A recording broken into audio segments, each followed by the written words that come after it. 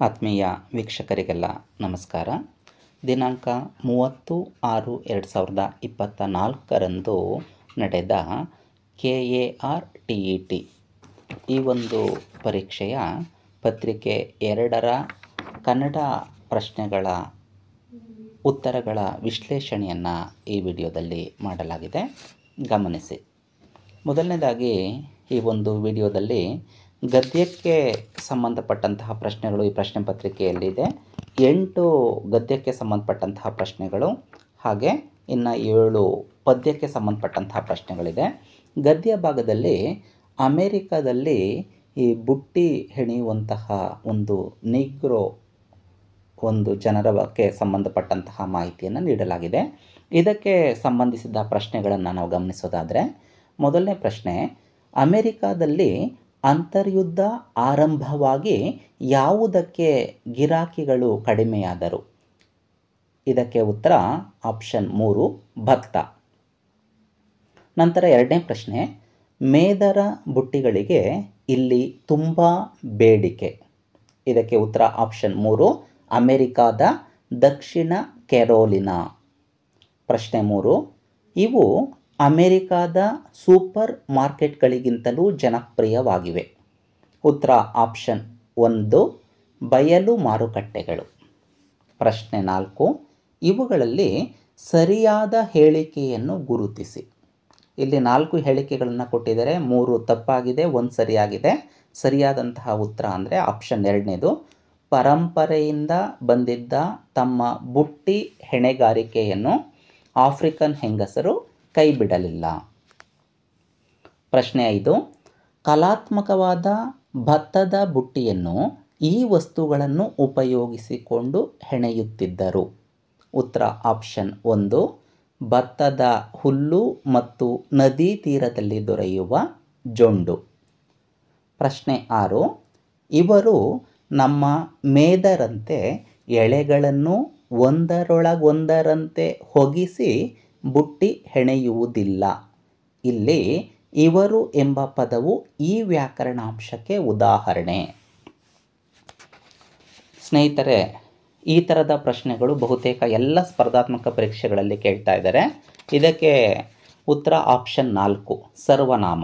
ನಮಗೆ ಗೊತ್ತೇ ಇದೆ, ಸರ್ವನಾಮ ಅಂತ ಹೇಳಿದಾಗ ನಾಮಪದಗಳ ಬದಲಾಗಿ ಬಳಸುವಂತಹ ಶಬ್ದಗಳನ್ನು ಸರ್ವನಾಮ ಅಂತ ಹೇಳಿ ಕರೆಯಲಾಗುತ್ತೆ.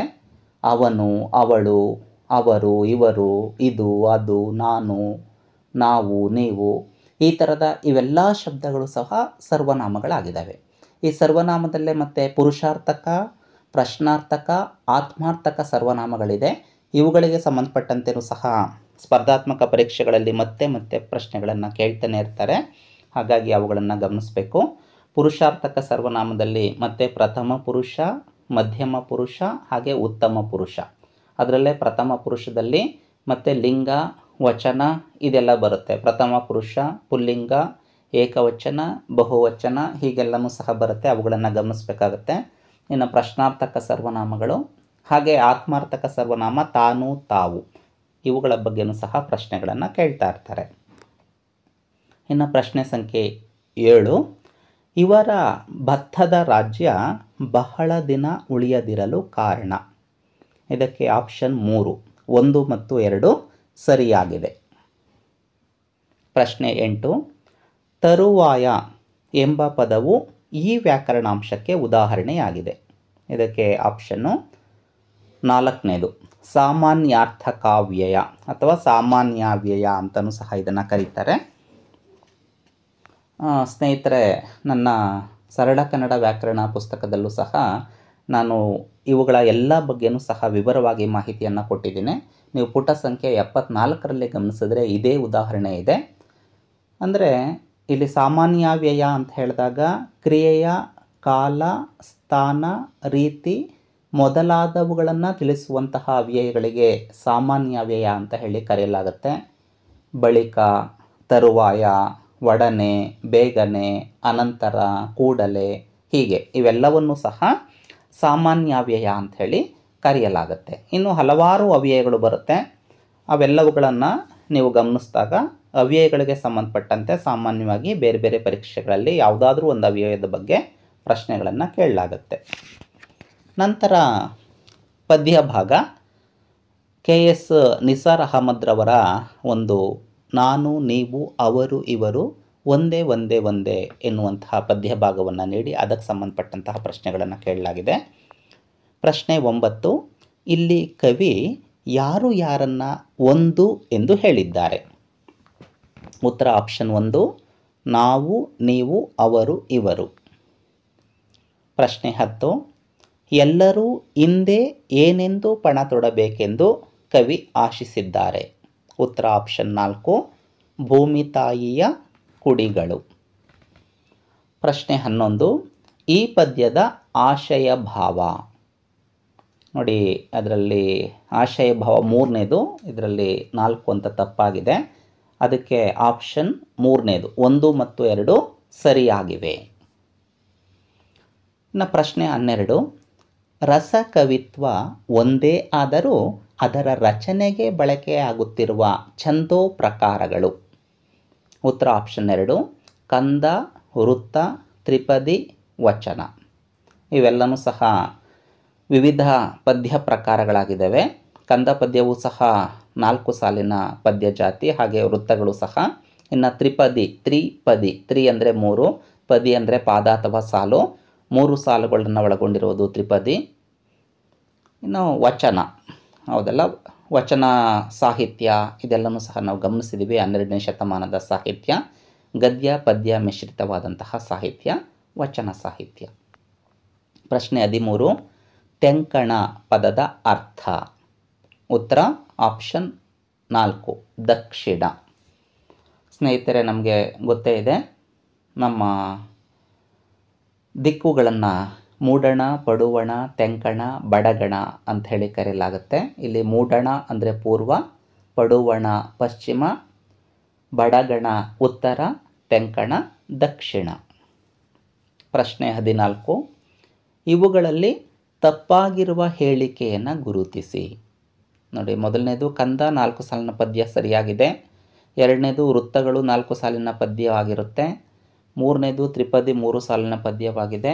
4ನೇದು ವಚನವು 8 ಸಾಲಿನ ಪದ್ಯವಾಗಿರುತ್ತದೆ. ನೋಡಿ, 4ನೇ ಆಪ್ಷನ್ ತಪ್ಪಾಗಿದೆ.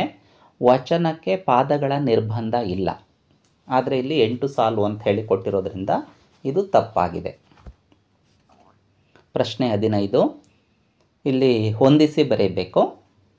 ಅಲ್ಲಿ ಎ ಪಟ್ಟಿಯಲ್ಲಿ ನೆತ್ತರು ಹೀಗೆ ಎಲ್ಲ ಕೊಟ್ಟಿದ್ದಾರೆ. ಇದಕ್ಕೆ ಆಪ್ಷನ್ 1 ಅಂದರೆ ನೆತ್ತರು, ರಕ್ತ, ಚಹರೆ, ಲಕ್ಷಣ ಇವೆಲ್ಲ ಪದಗಳ ಅರ್ಥ. ನೀವು ಕನ್ನಡ ಭಾಷಾ ಪಠ್ಯಪುಸ್ತಕದಲ್ಲಿ ಇವುಗಳನ್ನು ಗಮನಿಸ್ಕೋಬೇಕು. ಬೇರೆ ಬೇರೆ ಸ್ಪರ್ಧಾತ್ಮಕ ಪರೀಕ್ಷೆಗಳಲ್ಲಿ ಈ ಥರದ ಪದಗಳ ಅರ್ಥ, ಸಮಾನಾರ್ಥಕ ಪದ, ನಾನಾರ್ಥಕ ಪದ, ವಿರುದ್ಧಾರ್ಥಕ ಪದ, ತತ್ಸಮ ತದ್ಭವಗಳು ಹೀಗೆ ಇವೆಲ್ಲವೂ ಸಹ ಕೇಳ್ತಾ ಇರ್ತಾರೆ. ಇವುಗಳಿಗೆ ನೀವು ಹೆಚ್ಚಾಗಿ ಪಠ್ಯಪುಸ್ತಕಗಳನ್ನು ನೀವು ಗಮನಿಸಿದಾಗ ಇವುಗಳಿಗೆ ಸರಾಗವಾಗಿ ಉತ್ತರವನ್ನು ಕೊಡೋದಕ್ಕೆ ಸಾಧ್ಯ ಆಗುತ್ತೆ. ನೆತ್ತರು ರಕ್ತ, ಚಹರೆ ಅಂದರೆ ಲಕ್ಷಣ, ಪಣ ಅಂದರೆ ಪ್ರತಿಜ್ಞೆ, ಬಸಿರು ಅಂತ ಹೇಳಿದಾಗ ಹೊಟ್ಟೆ. ಹಾಗಾಗಿ ಆಪ್ಷನ್ 1 ಆಗುತ್ತೆ. ಇನ್ನು ನಂತರ ಪ್ರಶ್ನೆ 16, ಕಾರವಾರದಲ್ಲಿ ಮಲೇರಿಯಾ ಹಬ್ಬಿ ವೀರೇಶ್ವರ ಪಾಠಕ್ರವರ ಆರೋಗ್ಯದ ಮೇಲೆ ದುಷ್ಪರಿಣಾಮ ಬೀರಿ ಅವರು ಅಲ್ಲಿಂದ ವರ್ಗಾವಣೆ ಹೊಂದುವಂತೆ ಆಯಿತು. ಇದು ಯಾವ ವಾಕ್ಯ ಅಂತ ಹೇಳಿ ಕೊಟ್ಟಿದ್ದಾರೆ. ಅಂದರೆ ಇದು ವಾಕ್ಯದ ಪ್ರಕಾರಗಳಿಗೆ ಸಂಬಂಧಪಟ್ಟ ಹಾಗೆ. ಒಂದು ಪ್ರಶ್ನಾರ್ಥಕ ವಾಕ್ಯ ಅಂತ ಹೇಳಿದರೆ, ಇದು ವಾಕ್ಯದ ಅಲ್ಲಿ ಪ್ರಕಾರವೇನಲ್ಲ. ವಾಕ್ಯದಲ್ಲಿ ಸಾಮಾನ್ಯವಾಗಿ 3 ಪ್ರಕಾರಗಳನ್ನು ಹೇಳ್ತೀವಿ: ಸರಳ ಅಥವಾ ಸಾಮಾನ್ಯ ವಾಕ್ಯ, ಸಂಯೋಜಿತ ವಾಕ್ಯ, ಹಾಗೆ ಮಿಶ್ರ ವಾಕ್ಯ ಅಂತ ಹೇಳಿ. ಇದಕ್ಕೆ ಉತ್ತರ ಆಪ್ಷನ್ 2, ಸಾಮಾನ್ಯ ವಾಕ್ಯ ಆಗುತ್ತೆ. ಅಂದರೆ ಸಾಮಾನ್ಯ ವಾಕ್ಯ ಅಂತ ಹೇಳಿದಾಗ ಒಂದು ಪೂರ್ಣ ಕ್ರಿಯಾಪದದೊಂದಿಗೆ ಸ್ವತಂತ್ರವಾಗಿರುವ ವಾಕ್ಯವನ್ನು ಸಾಮಾನ್ಯ ವಾಕ್ಯ ಅಂತ ಹೇಳಿ ಕರಿತೇವೆ. ಇನ್ನು ಸಂಯೋಜಿತ ವಾಕ್ಯ ಅಂತ ಹೇಳಿದಾಗ ಸ್ವತಂತ್ರವಾಗಿ ನಿಲ್ಲಬಲ್ಲಂತಹ 2 ಅಥವಾ ಅನೇಕ ಉಪವಾಕ್ಯಗಳು ಸೇರಿ ಒಂದು ವಾಕ್ಯ ಆದರೆ ಅದನ್ನು ಸಂಯೋಜಿತ ವಾಕ್ಯ ಅಂತ ಹೇಳ್ತೀವಿ. ಹಾಗೆ ಒಂದು ಪ್ರಧಾನ ವಾಕ್ಯದ ಜೊತೆ 1 ಅಥವಾ 1ಕ್ಕಿಂತ ಹೆಚ್ಚು ಅಧೀನ ವಾಕ್ಯಗಳು ಸೇರಿದಾಗ ಅಂತಹ ವಾಕ್ಯವನ್ನು ಮಿಶ್ರ ವಾಕ್ಯ ಅಂತ ಹೇಳಿ ಕರೆಯಲಾಗುತ್ತೆ. ಪ್ರಶ್ನೆ 17, ಕ್ರಿಯಾ ಸಮಾಸಕ್ಕೆ ಉದಾಹರಣೆಯಾದ ಪದಗಳ ಗುಂಪು. ಕ್ರಿಯಾ ಸಮಾಸ, ಕ್ರಿಯೆ ಅಂತ ಹೇಳಿದ್ರೆ ಒಂದು ಕೆಲಸ ಅಥವಾ ಕಾರ್ಯ. ಇಲ್ಲಿ ಒಂದು ಕೆಲಸ ಅಥವಾ ಕಾರ್ಯವನ್ನು ಸೂಚಿಸುವಂತಿರಬೇಕು, ಅದು ಕ್ರಿಯಾ ಸಮಾಸ ಆಗುತ್ತೆ. ಅಂದರೆ ಪೂರ್ವಪದ ದ್ವಿತೀಯ ವಿಭಕ್ತಿಯಿಂದ ಕೂಡಿದ್ದು ಉತ್ತರ ಪದ ಕ್ರಿಯೆಯೊಡನೆ ಸಮಾಸವಾದಾಗ ಅದನ್ನು ಕ್ರಿಯಾ ಸಮಾಸ ಅಂತ ಹೇಳಿ ಕರಿತೀವಿ. ಇಲ್ಲಿ ಯಾವುದು ಆ ಥರದ ಪದಗಳ ಗುಂಪು ಕಂಡು ಬರುತ್ತೆ ಅಂತ ಹೇಳಿದಾಗ ಆಪ್ಷನ್ 3, ಮೈಮುಚ್ಚು, ಕಣ್ದೆರೆ, ಕಂಗೆಡು. ನೋಡಿ, ಇದನ್ನು ವಿಗ್ರಹ ವಾಕ್ಯ ಮಾಡಿದಾಗ ನೋಡಿ, ಸಂಧಿ ಪದಗಳಲ್ಲಿ ನಾವು ಬಿಡಿಸಿ ಬರೆಯೋದು ಅಂತ ಹೇಳ್ತೀವಿ, ಆದರೆ ಸಮಾಸದಲ್ಲಿ ಬಿಡಿಸಿ ಬರೆಯೋದು ಅಂತ ಹೇಳೋದಿಲ್ಲ, ಇದನ್ನು ವಿಗ್ರಹಿಸಿ ಬರೆಯೋದು ಅಂತ ಹೇಳ್ತೀವಿ. ಇಲ್ಲಿ ಮೈ ಮುಚ್ಚು ಇದನ್ನು ವಿಗ್ರಹಿಸಿ ಬರೆದಾಗ ಮೈಯನ್ನು ಪ್ಲಸ್ ಮುಚ್ಚು. ಹಾಗೆ ಕಣ್ದೆರೆ, ಕಣ್ಣನ್ನು ಪ್ಲಸ್ ತೆರೆ. ಹಾಗೆ ಕಂಗೆಡು ಇದನ್ನು ವಿಗ್ರಹಿಸಿ ಬರೆದ್ರೆ ಕಣ್ ಪ್ಲಸ್ ಕೆಡು, ಕಂಗೆಡು. ಹೌದಲ್ಲ? ಹಾಗಾಗಿ ಇಲ್ಲೆಲ್ಲೂ ಸಹ ಪೂರ್ವ ಪದದಲ್ಲಿ ದ್ವಿತೀಯ ವಿಭಕ್ತಿ ಇದೆ, ಹಾಗೆ ಉತ್ತರ ಪದ ಕ್ರಿಯಾಸೂಚಕವಾಗಿದೆ. ಪ್ರಶ್ನೆ 18, ವಿದ್ಯಾರ್ಥಿ ಈ ಪದದಲ್ಲಿರುವ ಅಕ್ಷರ ಗಣ. ಸ್ನೇಹಿತರೆ, ನಿಮಗೆ ಗೊತ್ತೇ ಇದೆ, ಗಣದಲ್ಲಿ 3 ವಿಧ: ಅಕ್ಷರಗಣ, ಮಾತ್ರಾಗಣ, ಅಂಶಗಣ. ನಿರ್ದಿಷ್ಟ ಅಕ್ಷರಗಳ ಸಮೂಹ ಅಕ್ಷರಗಣ, ನಿರ್ದಿಷ್ಟ ಮಾತ್ರೆಗಳ ಸಮೂಹ ಮಾತ್ರಾಗಣ. ಅಕ್ಷರ ಹಾಗೂ ಮಾತ್ರೆಗಳೆರಡನ್ನೂ ಸಹ ಒಳಗೊಂಡಿರುವಂಥ ಗಣವನ್ನು ಅಂಶಗಣ ಅಂತ ಹೇಳಿ ಕರೆಯಲಾಗುತ್ತೆ. ಅಕ್ಷರಗಣದಲ್ಲೇ 8 ವಿಧ ಇದೆ. ಈ 8 ಸಹ ನೆನಪಿನಿಟ್ಕೊಳ್ಳೋದಕ್ಕೆ ಇರುವಂತಹ ಸರಳವಾದಂತಹ ಸೂತ್ರ ಅಂತ ಹೇಳಿದಾಗ ಯಮಾತಾರಾಜ ಭಾನ ಸಲಗಂ ಅಂಥೇಳಿ. ಇದಕ್ಕೆ ನೀವು ಲಘು ಗುರುವನ್ನು ಹಾಕ್ಕೊಂಡಾಗ ಆ 3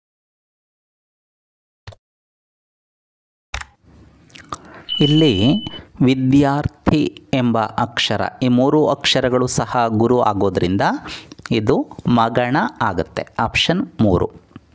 ನಂತರ ಪ್ರಶ್ನೆ ಸಂಖ್ಯೆ 19, ಸ್ಯಾನಿಟರಿ ಪದವು ಕನ್ನಡಕ್ಕೆ ಈ ಭಾಷೆಯಿಂದ ಬಂದಿದೆ. ಇದು ಪರ್ಷಿಯನ್ ಭಾಷೆಯ ಶಬ್ದ. ದೇಶ್ಯ, ಅನ್ಯ ದೇಶ್ಯ ಶಬ್ದಗಳು ಅಂತ ಹೇಳ್ತೀವಿ. ನಮ್ಮ ಚಾನಲಲ್ಲಿ ಇವುಗಳಿಗೆ ಸಂಬಂಧಪಟ್ಟಂತಹ ವಿಡಿಯೋ ಲಭ್ಯ ಇದೆ, ಗಮನಿಸಿ. ಪ್ರಶ್ನೆ 20, ಎಳಗಿಳಿಗಳ ಬಳಗಗಳು ನಳನಳಿಸಿ ಬೆಳೆದ ಕಳವೆಯ ಎಳೆಯ ಕಾಳಿಗೆ ಎಳಸಿ ಬಂದವು. ಇದು ಈ ಅಲಂಕಾರಕ್ಕೆ ಉದಾಹರಣೆಯಾಗಿದೆ. ವೀಕ್ಷಕರೇ, ಕನ್ನಡ ವ್ಯಾಕರಣದಲ್ಲಿ ಅಲಂಕಾರ ಬಹುಮುಖ್ಯವಾಗಿರುವಂಥದ್ದು. ಅಲಂಕಾರದಲ್ಲಿ ಶಬ್ದಾಲಂಕಾರ, ಅರ್ಥಾಲಂಕಾರ ಎಂಬ 2 ಪ್ರಕಾರಗಳನ್ನು ಗಮನಿಸ್ತೇವೆ. ಇನ್ನು ಶಬ್ದಾಲಂಕಾರದಲ್ಲೇ ಅನುಪ್ರಾಸ, ಯಮಕ, ಚಿತ್ರಕವಿತ್ವ ಎಂಬ 3 ವಿಧಗಳಿದೆ. ಆ ಅನುಪ್ರಾಸದಲ್ಲಿ ಬರುವಂಥದ್ದು ವೃತ್ತಾನುಪ್ರಾಸ ಮತ್ತು ಛೇಕಾನುಪ್ರಾಸ ಅಂತ ಹೇಳಿ. ವೃತ್ತಾನುಪ್ರಾಸ ಅಂತ ಹೇಳಿದಾಗ, ವೃತ್ತ ಅಂದರೆ ಸುತ್ತು, ಸರ್ಕಲ್ ಅಂತ ಹೇಳ್ತೀವಿ. ಅಂದರೆ 1, 2 ಅಥವಾ 3 ಅಕ್ಷರ ಪದ್ಯದ ಪಾದಗಳಲ್ಲಿ ಅಥವಾ ಸಾಲಿನಲ್ಲಿ ವೃತ್ತದ ರೀತಿಯಲ್ಲಿ ಪುನಃ ಪುನಃ ಅಥವಾ ಮತ್ತೆ ಮತ್ತೆ ಬಂದರೆ ಅದನ್ನು ವೃತ್ತಾನುಪ್ರಾಸ ಅಂತ ಹೇಳಿ ಅಥವಾ ವೃತ್ಯನುಪ್ರಾಸ ಅಂತ ಕರೆಯಲಾಗುತ್ತೆ. ಪ್ರಸ್ತುತ ಈ ಸಾಲು ವೃತ್ಯನುಪ್ರಾಸಕ್ಕೆ ಉದಾಹರಣೆ. ಇಲ್ಲಿ ಲಕಾರ 12 ಬಾರಿ, ಗಕಾರ 5 ಬಾರಿ ವೃತ್ತದ ರೀತಿಯಲ್ಲಿ ಬಂದಿರೋದು. ಇನ್ನು ಪ್ರಶ್ನೆ 21, ಉದಾಹರಣೆಗಳ ಸಂಗ್ರಹ, ಪರಿಶೀಲನೆ, ಸಾಮಾನ್ಯ ಗುಣಲಕ್ಷಣಗಳು, ನಿಯಮ ಅಥವಾ ಸೂತ್ರವನ್ನು ರೂಪಿಸೋದು, ಇದು ಈ ಬೋಧನಾ ಪದ್ಧತಿ ಅಂತ ಹೇಳಲಾಗುತ್ತೆ. ಇದು ಅನುಗಮನ ವಿಧಾನ.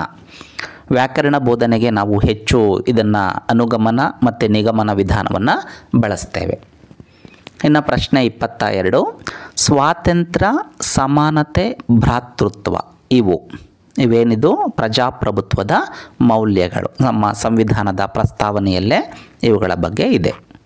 ಪ್ರಶ್ನೆ 23, ಕನ್ನಡ ಭಾಷಾ ಶಿಕ್ಷಕರು 8ನೇ ತರಗತಿಯಲ್ಲಿ ತಲಕಾಡಿನ ವೈಭವ, 9ನೇ ತರಗತಿಯಲ್ಲಿ ಬೆಡಗಿನ ತಾಣ ಜಯಪುರ ಹಾಗೂ 10ನೇ ತರಗತಿಯಲ್ಲಿ ಲಂಡನ್ ನಗರ ಎಂಬ ಪ್ರವಾಸ ಕಥನದ ಗದ್ಯ ಪಾಠಗಳನ್ನು ಬೋಧಿಸುತ್ತಾರೆ. ಹಾಗಾದರೆ ಇಲ್ಲಿ ಈ ವಿಧಾನವನ್ನು ತಿಳಿಯಪಡಿಸಬಹುದು ಅಂತ ಹೇಳಿದಾಗ ಇದು ಸುರುಳಿ ಆಕಾರದ ವಿಧಾನ.